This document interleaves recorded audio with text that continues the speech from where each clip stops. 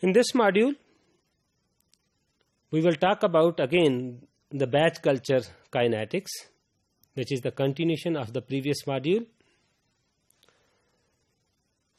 As I have already told you that there is a relationship, linear relationship, or we can say that the biomass is directly proportional with the time in fermentation process.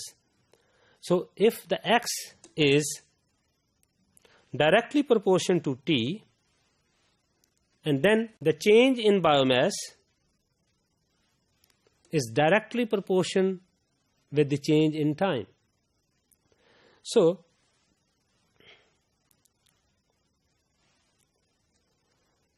if there is a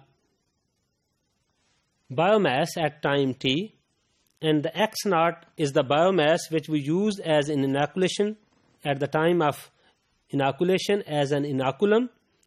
So N is the number of generations.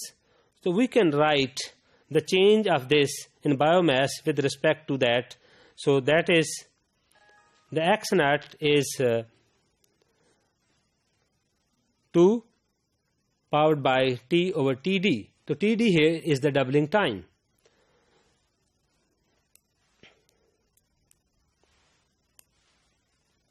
So as in the previous slide, you see that the dx, change in biomass, is directly related, directly proportional to the time.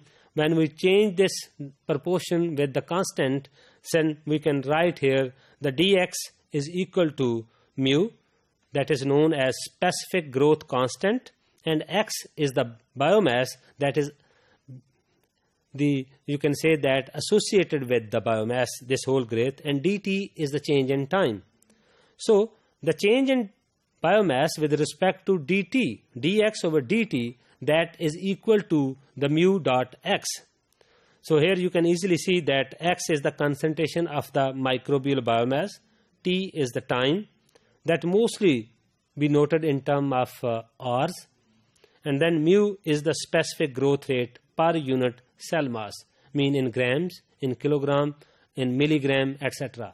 So that should be a very specific unit which we use for that. So specific growth rate, that how much cell mass produce in unit time in a unit scale.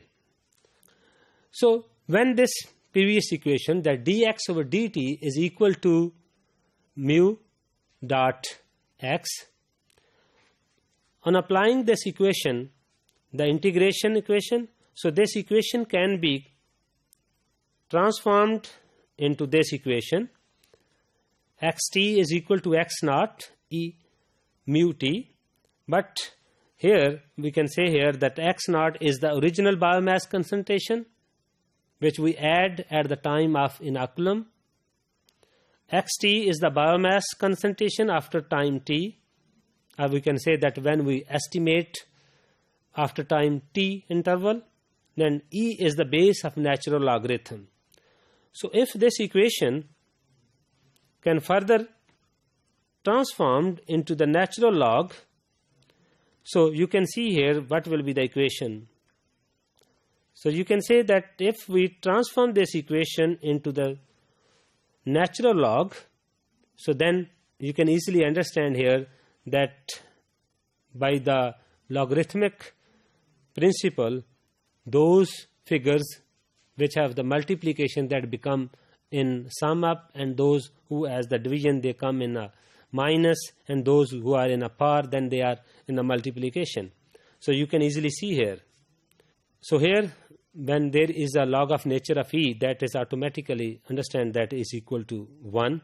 So this equation is known as ln xt, ln x naught plus mu t.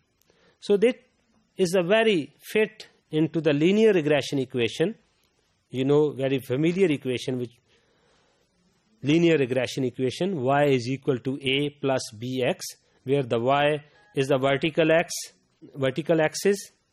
Mostly we have a dependent variable on y, and then is x, that is known as horizontal axis.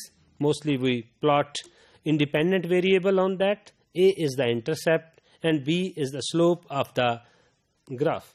So if the ln x is taken along the y-axis and t time on x-axis, then there is a plot. So in this, here you can see that if we plot between t and then ln xt, then there is a straight line. So intercept will be the a and the slope of this will be the b. So by this we can easily calculate the mu. So the mu become the b, that the slope of this line will be the actually the specific growth rate constant. But in term of, as I already in previous module we talk about the doubling time, by this equation we can easily calculate the doubling time just by putting the value xt is equal to 2x naught.